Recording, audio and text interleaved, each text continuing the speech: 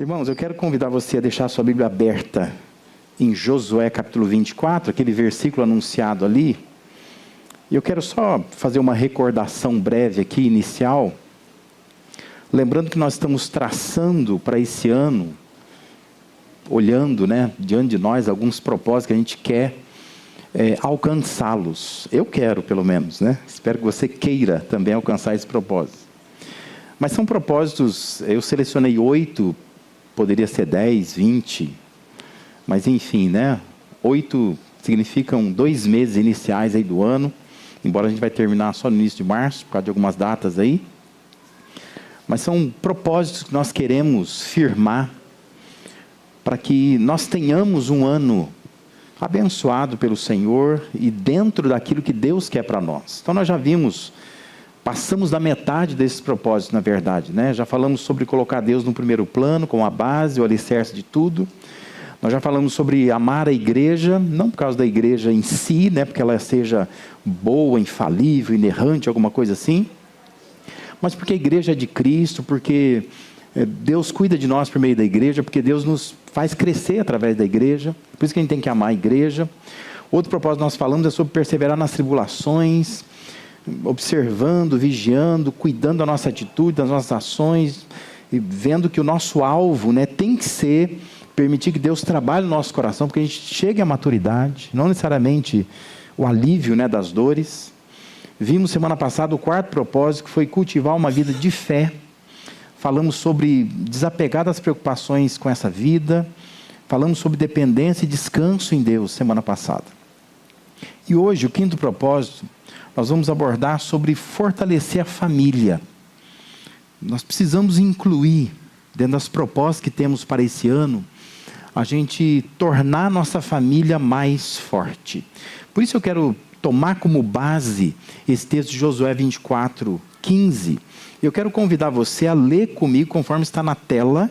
E quero que você abra a sua Bíblia lá, porque às vezes na versão que você tem na mão tem alguma palavra diferente. Aí seria importante para você entender melhor o texto e até na sua própria Bíblia ter esse texto aí grifado, destacado, página dobrada, alguma coisa assim, para que você depois se lembre de voltar a esse texto. Vamos juntos ler?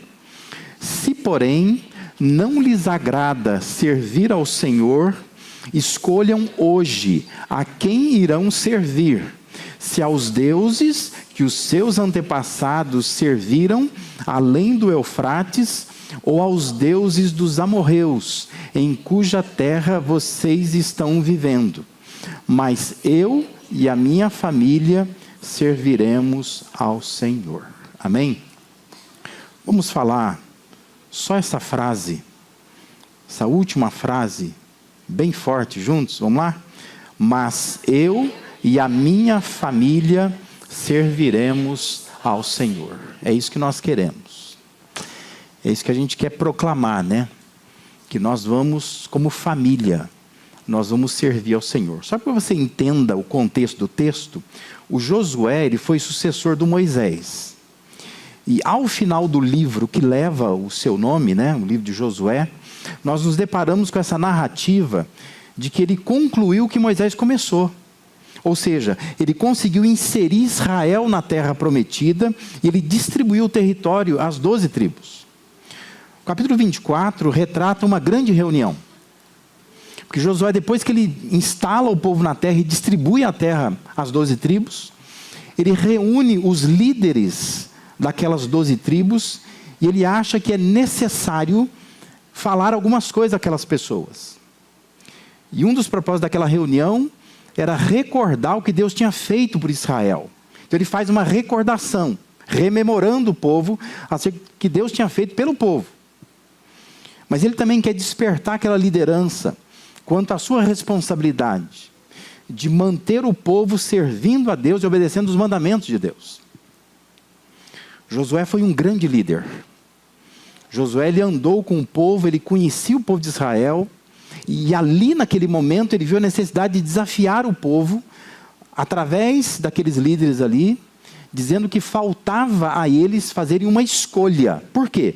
Porque Josué vinha acompanhando o povo, andando com o povo, e ele sabe que o povo oscila, que o povo não é constante, E que o povo vai para lá e para cá e não está firme, de fato, em servir a Deus. E aí, então, ele está desafiando o povo, dizendo assim, ó, quem vocês querem servir? Vocês vão servir os deuses dos seus antepassados, né? Ele tá se referindo aos pais, os avós, às tradições antigas de onde aquelas pessoas vieram. Vocês vão servir aqueles deuses, ou vocês vão servir os deuses que estão cercando as tribos agora? Porque eles estão instalados num lugar que tem gente ali em volta. E essa gente tem religião. E essa religião influencia aquelas pessoas.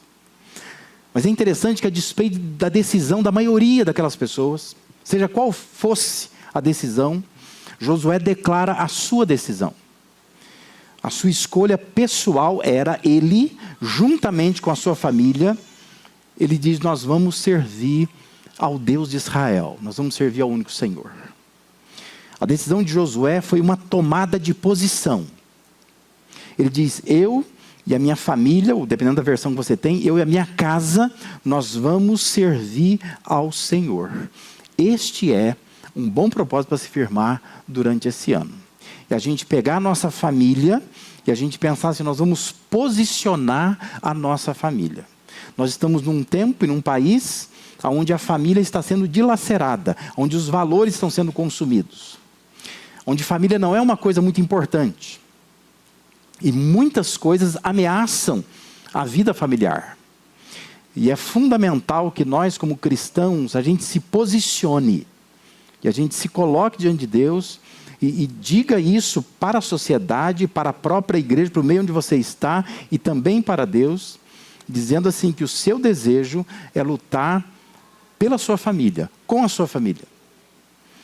Se posicionando como uma casa que serve, que cultua, que teme, de fato, a Deus. Josué era um homem, e a gente espera muito isso dos homens, né? Que os homens tomem essa posição. Mas independente se você é homem ou se você é mulher, todos nós somos responsáveis pela nossa família. Você que é jovem, que está aqui, solteiro, desenganado talvez, você precisa olhar para isso e pensar assim, olha, família é importante. Em algum momento eu vou ter uma família. Eu sou responsável por isso. Eu preciso pensar, começar a pensar como que eu vou posicionar a minha família num mundo como esse que nós estamos vivendo, né? Eu fico olhando para esses casais, né, que vão ter bebê ou que já têm bebê. É aqueles que ainda têm filhos pequenos. Porque eu não tenho filho pequeno, eu tenho neto pequeno. Mas eu fico pensando assim, no tempo em que eu criei os meus filhos, já estava difícil. Hoje está mais ainda. Me parece que vai estar mais ainda futuramente, né? As coisas vão piorando cada vez mais. Isso é previsto na Bíblia, né? Os últimos dias serão dias difíceis. E é fundamental que nós, como famílias, a gente possa se posicionar. Famílias cristãs, né? Quem me ouve de casa, quem vai me ouvir depois, talvez não tenha este compromisso, mas o que eu peço é o compromisso dessa igreja, né? Membros da Life, famílias da Life.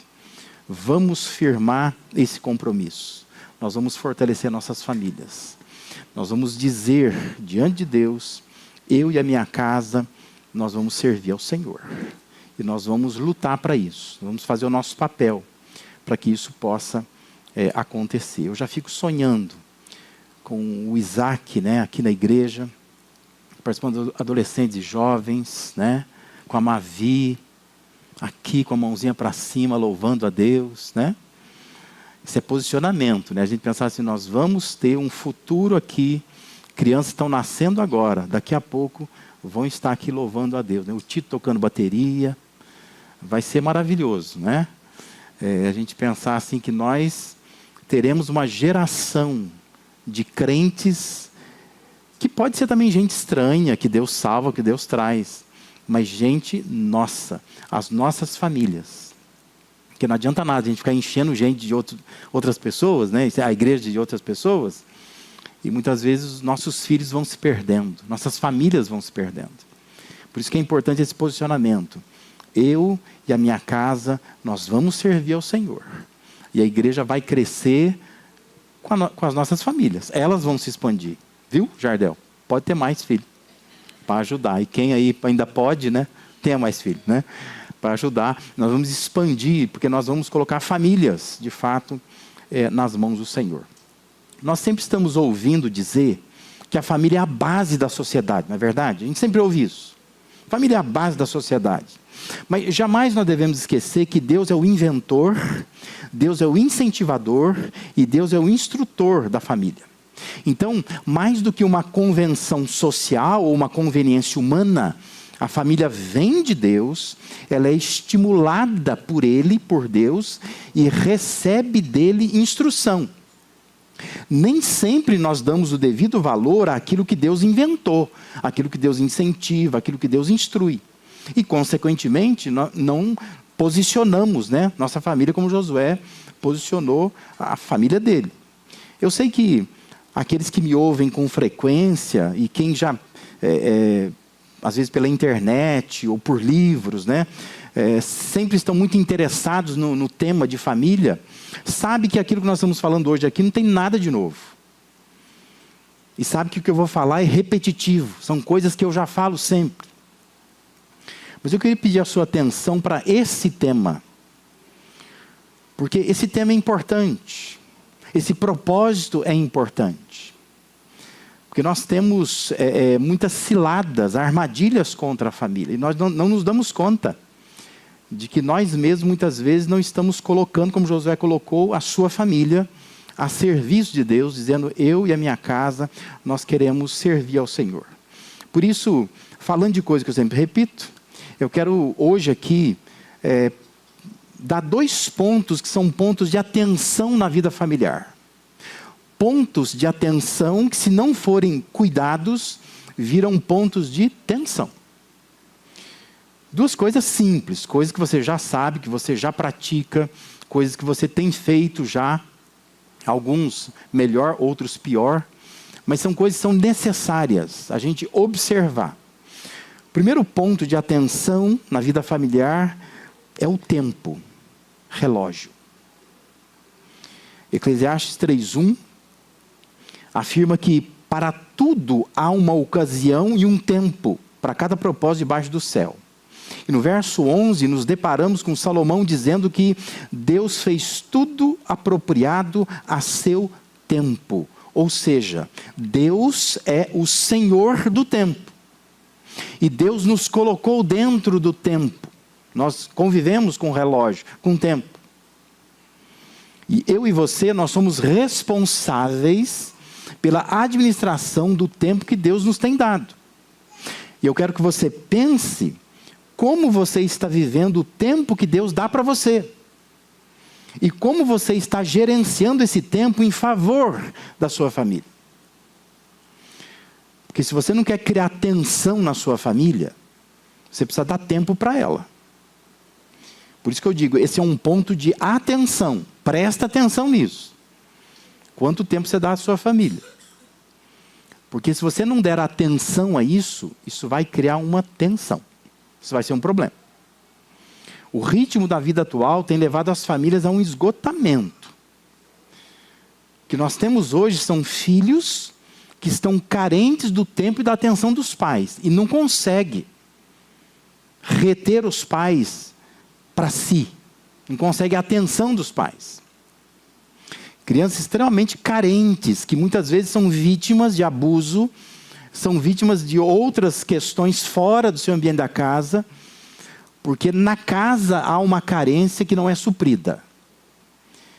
E está cheio de gente querendo dar atenção para os nossos filhos por aí. São mulheres que são ansiosas por compartilhar a vida com seus maridos, mas não encontram tempo para isso. Tem tempo para brigar, mas para compartilhar a vida não tem. Para fazer aquilo que Eclesiastes diz, né? Goza a vida com a mulher que você ama. E muitos casais não conseguem fazer isso, por falta de tempo. São homens precisando do refúgio do seu lar, mas são engolidos, especialmente por demandas profissionais, que drenam a agenda, sugam a sua agenda e o seu tempo. Homens que não têm tempo. O relógio parece correr contra a família. E quando se dá conta, a vida passou. E não houve um aproveitamento significativo e correto do tempo. Quem está aqui, que tem filho já, adolescente, jovem, sabe disso. De repente você olhou, opa, cresceu. Não é? O tempo passou rapidamente. E muitas vezes, se esse tempo é bem aproveitado, ótimo. Mas muitas vezes não é. A gente está deixando o tempo passar. E nós estamos dedicando o tempo a coisas que não são tão importantes. E deixando de dar atenção para a nossa família na questão do tempo. Todos nós concordamos que o tempo em família é importante. Todos nós sabemos que para educar bem os filhos é preciso de tempo para isso. Senão eles vão ser educados por alguém, menos pelo pai e pela mãe. A gente sabe que tempo é importante para o estreitamento, a força das relações se ganham através de tempo, não é? Relacionamentos se fortalecem por meio do tempo, tem que ter tempo para isso. A gente sabe que para aumentar a confiança, a harmonia no lar, nós precisamos de tempo. Eu acho curioso como que as pessoas, né, quem ainda namora aqui sabe disso. Como que você acha tempo para namorar? É impressionante. Você arruma tempo, você arranja tempo, você vai atrás do tempo, você faz o tempo que você quer namorar. Mas depois que casa, não tem tempo. O tempo se foi. Interessante como os casais correm um para o outro enquanto estão se conhecendo e fogem um do outro depois que já se conhecem, né? E por isso que os casamentos vão à bancarrota, né? Vão para o divórcio. Porque os casais não sabem usar bem o tempo em favor do casamento. Mas o que ocorre não é uma falta de compreensão da importância do tempo em família. Mas o que acontece é uma incapacidade de encontrar esse tempo. Na verdade, é uma incapacidade de fazer esse tempo acontecer. Que tempo a gente faz? Quando você quer uma coisa, você faz esse tempo. Você arranja esse tempo. Mas a gente tem uma incapacidade de fazer esse tempo acontecer. Eu sempre tenho dito que, se não for possível dispensar quantidade de tempo, dedique qualidade de tempo. Isto é, quando você estiver em casa, dê atenção à sua família. Quando você estiver em casa, por menos tempo que seja, se desligue do trabalho. Para de falar de trabalho. Para de comentar as coisas do trabalho. Quando você estiver em casa, tente se desligar das redes sociais. Quando você estiver em casa, estiver comendo junto com a família, deixe seu celular em algum lugar, menos na mesa. Para que você não fique olhando toda hora. Tem gente que é viciado nisso. Parece que é médico, obstetra, vai nascer alguém, né? É urgência toda hora. Mas não é necessário. Mas nós nos viciamos a olhar para a tela do celular. Aquelas brincadeiras que se faz em retiro de casais, por exemplo, se fizer no ambiente da casa, todo mundo é reprovado. Porque já viu aquela brincadeira de retiro de casais, né? Você põe o homem e a mulher, um de costa para o outro, e aí você pergunta assim, que roupa que ela está vestindo? Não sabe. Não sabe. Não sabe a cor do sapato, não sabe. Não sabe. E teve num retiro o ano passado, fizeram aquela dinâmica, né, de você tirar o sapato da mulher e pede para o homem encontrar. Ele não encontra o sapato dela.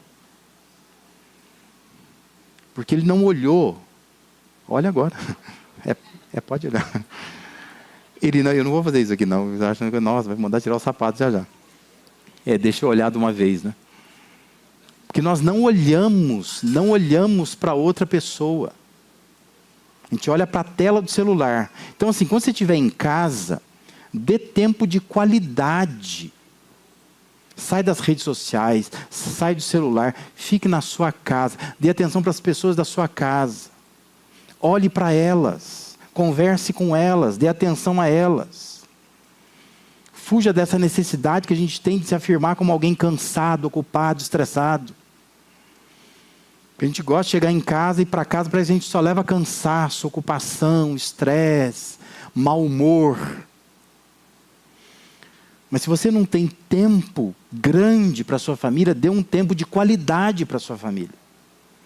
Olhe para a pessoa, converse com ela, deixe o celular para lá, não fica nas redes sociais, não fica se identificando como alguém cansado, estressado, ocupado, cheio de tarefas, mas dedique aquele tempo de qualidade à sua família.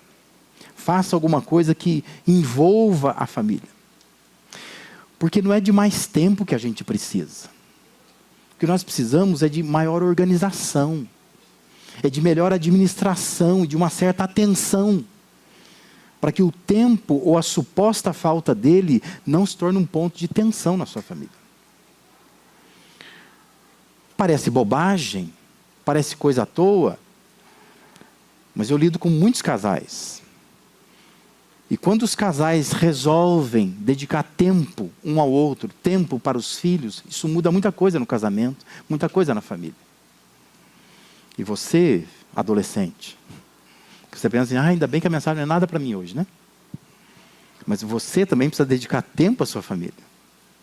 Porque adolescente é um tal de viver no mundo da lua, né? Que agora não é da lua mais, é das redes sociais, né? Então ele está conversando com alguém que mal conhece, que nem sabe, né, se lá no futuro vai estar junto. Mas às vezes se desliga dos pais, não dá atenção para os pais, não conversa com os pais, não respeita os pais. Adolescente que vive numa bolha, que não vai levar a nada. Porque no momento que você mais precisar, é papai e mamãe que vai estar ali, ó, com você, né? Ninguém vai estar do seu lado. Arruma um problema na sua vida para você ver. Se a turma toda não sai fora, né? Cada um corre para um lado. Mas é o pai e a mãe que sustenta, que mantém, que abraça.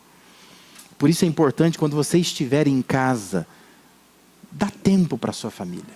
Tempo é importante. O relógio é importante. E pensa quanto tempo, essa semana que passou, você dedicou à sua família. Tempo de qualidade. Porque às vezes você está em casa, mas não está em casa. Tua cabeça não está ali. Você não está fixado naquilo. Você está em outro lugar, com outras ocupações. Mas é importante ter esse ponto de atenção. Dê atenção ao tempo. O tempo é importante. Isso ajuda a evitar tensões na sua família. Um segundo item que a gente precisa dar atenção, para não virar um ponto de tensão, é o tratamento. Quando Josué declara que ele e sua casa iriam servir a Deus, fica evidente que esse homem era líder daquele lar. Ele não está dizendo assim, não, só um minutinho, deixa eu falar com a minha mulher. Vamos servir? Vamos? Topa, vamos lá. Vamos. Não. Ele é um homem, ele é o cabeça, ele é o líder. Ele está dizendo assim, eu e a minha casa, nós vamos servir ao Senhor. Mais que isso, ele tinha sua família ao seu lado, andando com ele. O posicionamento de Josué retrata um ambiente de cumplicidade, que se cultiva num cenário de segurança, de boa condução, de tratamento salutar. A forma como nós tratamos um ao outro determina a atmosfera da família. Por isso que o sucesso de um casamento, o bom êxito de uma família, tem a ver com a forma como as pessoas se tratam dentro dessa família. Deus, por sua palavra, Ele oferece várias instruções acerca de nossas responsabilidades com a família e como nós devemos tratar a família. E eu quero recordar só algumas dessas orientações que nós temos de Deus em sua palavra. Em Deuteronômio, por exemplo, nós nos deparamos com Deus ordenando ao povo por meio de Moisés, para que a palavra de Deus fosse levada à vida, ao ambiente familiar. E lá em Deuteronômio 6, 7, a instrução é assim, ensine-as, essas palavras de Deus, ensine-as com persistência a seus filhos. Converse sobre elas quando estiver sentado em casa, quando estiver andando pelo caminho, quando se deitar, quando se levantar. Observe. Qual é o tratamento que se dá num ambiente familiar? Espera-se que os pais ensinem com persistência aos seus filhos. Fala de conversar. Você conversa com seus filhos? Conversar. Fala de sentar com o filho. Fala de andar com o filho. Fala de se deitar com o filho. E fala de estar lá quando o filho acordar. Você está lá? Hoje nós vivemos um tempo onde os pais não entendem a sua incumbência, a sua tarefa. Mas é uma instrução, é assim que se trata filho. Você ensina com persistência os caminhos de Deus para o seu filho. Você conversa com ele, você senta com ele, você anda com ele pelo caminho. Você se deita lá com o seu filho, põe ele para dormir. Porque tem pai que não põe para dormir, né? Tem filho que põe o pai e a mãe para dormir, né? Mas é o pai e a mãe que tem que pôr a criança para dormir, conta uma história para a criança. Quando a criança se levantar, você vai lá acordar. O filho acorda meio-dia. Por quê? Vai lá acordar essa criança. A presença, a maneira como os pais tratam os filhos, determinam quem os filhos serão. Veja o Salmo 127, 3 e 4, diz que os filhos são herança do Senhor. Bonito declarar, mas às vezes nós não entendemos isso. Diz que é uma recompensa que Deus nos dá. Como flecha nas mãos do guerreiro, são os filhos nascidos na juventude. Os filhos são flechas na sua mão. E não adianta depois dizer assim, poxa, não sei porque que meu filho virou isso aí, né? Flecha na tua mão. Como é que você trata essa flecha? Como é que você trata a herança de Deus? Olhe para os seus filhos assim, são herança do Senhor. Seja responsável, cuida dessas crianças. Porque são herança de Deus para você, são flechas na tua mão, aonde vai dar a vida delas. Como que você trata essas crianças? Efésios 5:25 ordena aos homens que amem suas mulheres assim como Cristo amou a igreja e entregou-se a si mesmo por ela. Como é que o homem tem que tratar a mulher? A Bíblia orienta. É para amar a mulher como Cristo amou a igreja. Se entrega por ela. Ama de verdade. Não sabe falar, porque a maioria dos homens não sabe falar que ama, né? Não sabe falar? Pratica isso, mostra isso. Mas faça como Cristo fez. Ame a igreja, se entregue por ela. Versículo 33, lá de Efésios 5, instrui que a mulher trate o marido com todo respeito. Isso é dever da mulher. Como é que você trata o seu marido? Tem que tratar ele com respeito. Senão você vai formar uma atmosfera na sua casa. Capítulo 6 de Efésios, versículo de 1 a 3, exorta os filhos. Filhos, obedeçam seus pais no Senhor, pois isso é justo. Honra teu pai e tua mãe. Este é o primeiro mandamento com promessa, para que tudo te corra bem e tenhas longa vida sobre a terra. Como que os filhos tratam os pais? Obedecendo os pais. Não mora mais com os pais, não depende mais dos pais. A Bíblia diz, honra teu pai e tua mãe. Honra. Tão velhinho. Estão numa clínica lá, internados. Honra. Cuida, vai visitar. Não deixa nada faltar. Mas honra o teu pai e tua mãe. É assim que a Bíblia orienta, é o tratamento que a gente tem que dar. Versículo 4 se dirige aos pais, dizendo, pais, não irrita os seus filhos. Antes, crie-nos segundo a instrução, o conselho do Senhor.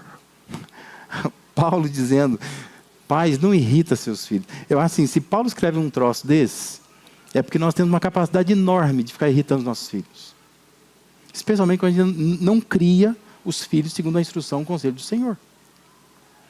Em Colossenses nós encontramos instruções semelhantes.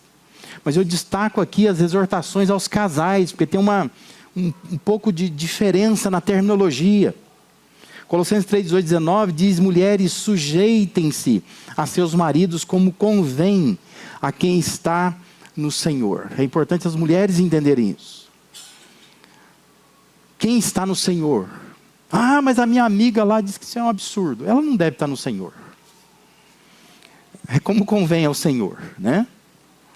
É assim que você tem que olhar para Deus, não tem que olhar para o movimento feminista e o que ele tem causado.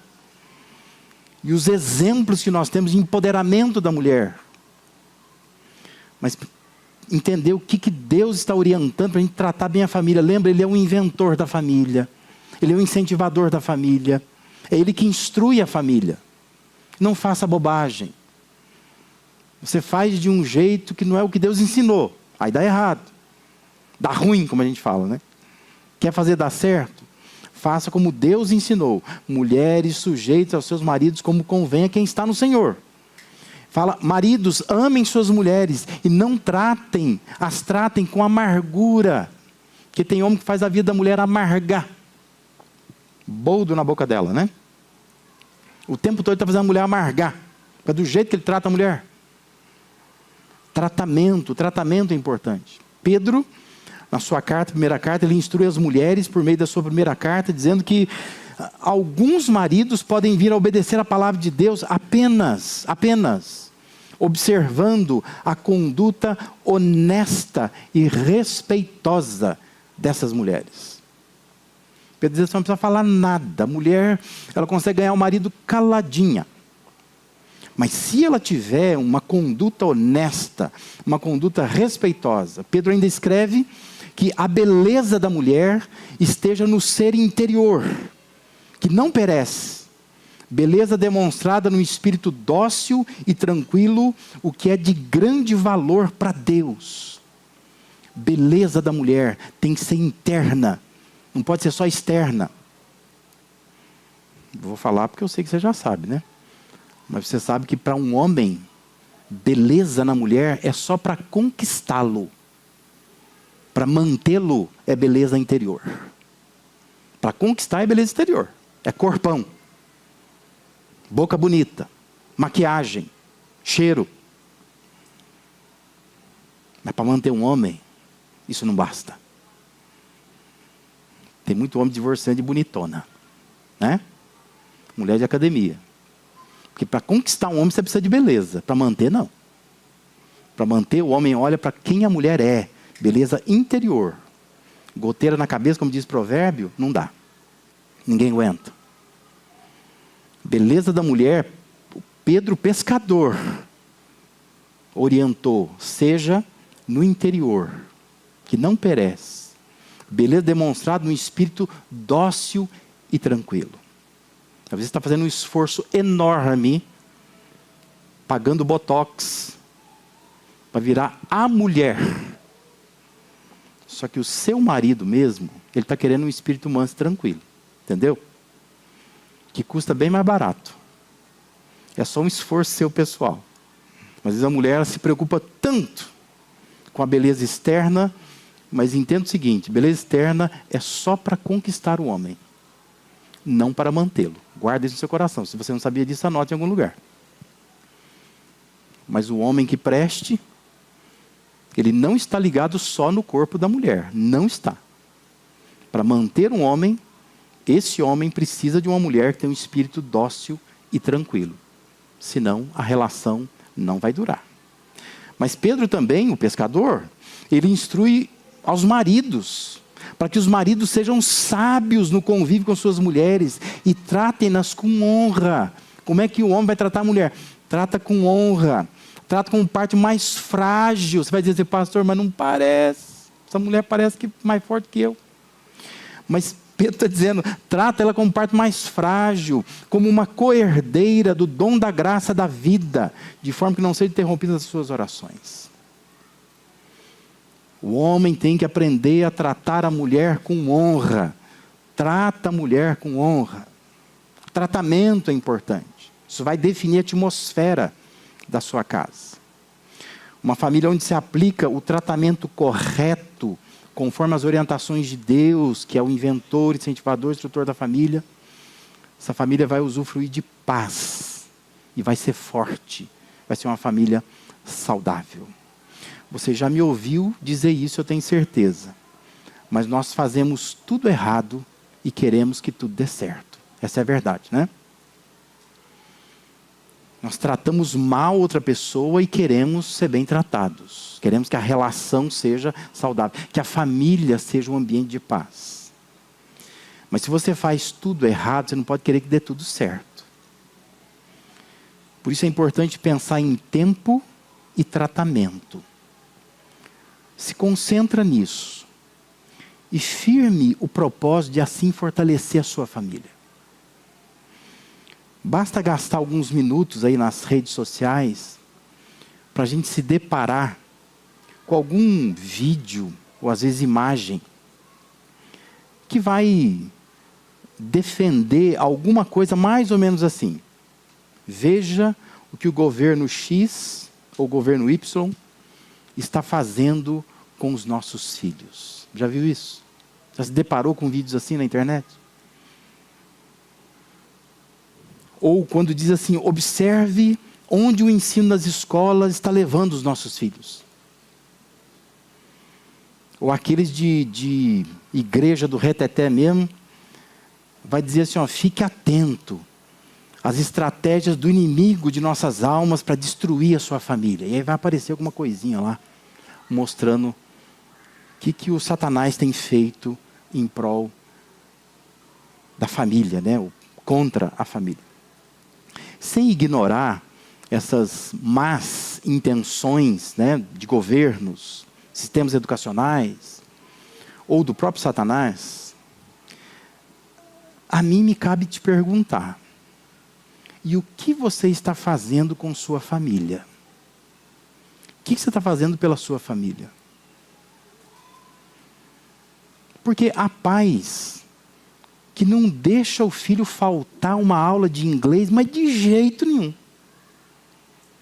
Mas não faz questão nenhuma de que o filho venha na igreja. É só chover. Bateu o vento, não traz filho na programação. Vamos faltar? Ah, tem online, vamos ficar no online. Mas na aula de inglês, da natação, do Kumon, imagina, mas não pode. Mas briga o filho, tem que ir. Debaixo de chuva, tempestade, ele leva, atravessa a enchente. Aí depois fica dizendo assim, olha o que o governo está fazendo com nossos filhos. O que você está fazendo com seu filho? O que você está fazendo com a sua família? Tem pais que brigam com seu filho para estudar, para tirar boa nota. E não tem coragem de sentar com ele para falar do evangelho. Quantos pais na minha caminhada já me procuraram dizendo assim, pastor, o senhor não podia ir em casa conversar com meu filho? E eu sempre falo assim, eu tento o maior amor possível, dizer, olha, o filho é teu. E o privilégio é teu, de falar do evangelho para essa criança. De cultivar a fé no coração desse adolescente.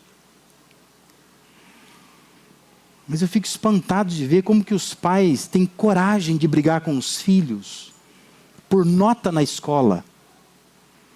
Mas não tem coragem de sentar com ele e falar do evangelho e cobrar dele produtividade na igreja. Há pais que dão um equipamento eletrônico para o seu filho. E são incapazes de olhar, saber o que esse menino está fazendo com o celular. E às vezes posta lá, meu filho é uma bênção. Você tem controle desse negócio aqui? Porque isso aqui, parafraseando a Bíblia, é mundo de iniquidade. Você está achando que seu filho está usando isso aqui para fazer pesquisa de inglês? Você está achando mesmo? Se você não tiver nenhum controle, e hoje tem aplicativo, você pode controlar, você pode ver o que os filhos estão fazendo, mas os pais estão dando precocemente um aparelho como esse, com acesso à internet, na mão dos filhos, e não se dão ao trabalho de controlar isso aqui. Aí depois você está dizendo assim, olha, o que a escola está fazendo com os nossos filhos? O que você está fazendo com o seu filho? Porque a escola não está dando isso não. Esse acesso é você que dá. Não estou dizendo que você não pode dar. Pode dar, mas controla. Verifique, observe. Por que a gente se esforça tanto para o futuro profissional dos filhos? E a gente não se esforça, não sonha com nada espiritual para os nossos filhos. Eu já tive a tristeza de atender pais que dizem assim: pastor, conversa com meu filho. Porque ele botou na cabeça que ele tem um chamado. Ele quer ser missionário, quer ser pastor. Estou apavorado desse negócio. Não consigo ver meu filho como missionário. Puxa vida. Deveria ter sonhos espirituais para os filhos. Não tem nada, nenhum sonho espiritual para o filho. Por que há tantas pessoas que tratam bem os filhos dos outros, a mulher dos outros, o marido das outras, os pais dos outros, e não dedicam o mesmo empenho, serenidade no ambiente da sua casa? Sabe aquela história, o dia que o sujeito morreu, todo mundo começa a falar bem desse sujeito, diz que ele era um homem maravilhoso, aí a viúva diz que levanta, dá uma olhada no caixão, será que é ele mesmo? Porque ele tratava todo mundo bem fora de casa, mas ela acha estranho, porque em casa ele não era esse homem, diácono fiel, não sei o quê, e a mulher está revoltadíssima ali, porque ela era maltratada. Aí ela levantou e foi olhar no caixão, será que é ele? Eu devo estar no velório errado? Mas infelizmente é isso que acontece, né? A gente trata bem todo mundo. Somos maravilhosos aos olhos de todo mundo. Mas a questão é, na sua casa, qual o tratamento que a sua família recebe? O que você está fazendo com a sua família? É mais fácil culpar o governo, a escola, o inimigo, o outro. Difícil é a gente renunciar e assumir o nosso papel. Josué tinha consciência da cultura impregnada que poderia fazer todo aquele povo de Israel ou se curvar diante dos deuses dos antepassados, das tradições antigas, ou diante das pressões das atividades religiosas que tinham ali no entorno deles. Mas a despeito de tudo isso, a posição de Josué foi: eu e a minha casa, nós vamos servir ao Senhor. Decidam o que vocês quiserem, mas eu e a minha casa, nós vamos servir ao Senhor. Faça esse propósito para esse ano. Fortalecer a sua família. Manter um lar unido que serve ao Senhor. Para isso, se você der atenção a essas duas coisas só, qual é o tempo que você dedica à sua família? Qual o tratamento que você dispensa à sua família? Se você der atenção a isso, isso pode evitar tensões na sua família. Entenda que a família é o lugar onde o outro é importante para nós. Família é onde você é o que menos importa. Se você não entender isso, você ainda não entendeu a proposta de Deus para a família.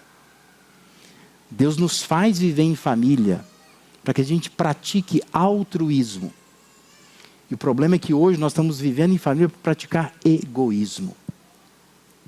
Filhos é realização, não é compromisso com a próxima geração, é realização. Marido é simplesmente alguém para manipular. Mulher é alguém para exibir. Mas não entende que família é o lugar onde o outro é mais importante que nós. Não é para praticar egoísmo na família, individualismo na família. Família é para você praticar altruísmo. O outro é mais importante que eu. E quando você entende isso, você está lutando pela sua família, você está fortalecendo a sua família, dedicando tempo, tratamento. E com certeza você, sua casa, vão se posicionar e vão servir ao Senhor. Amém?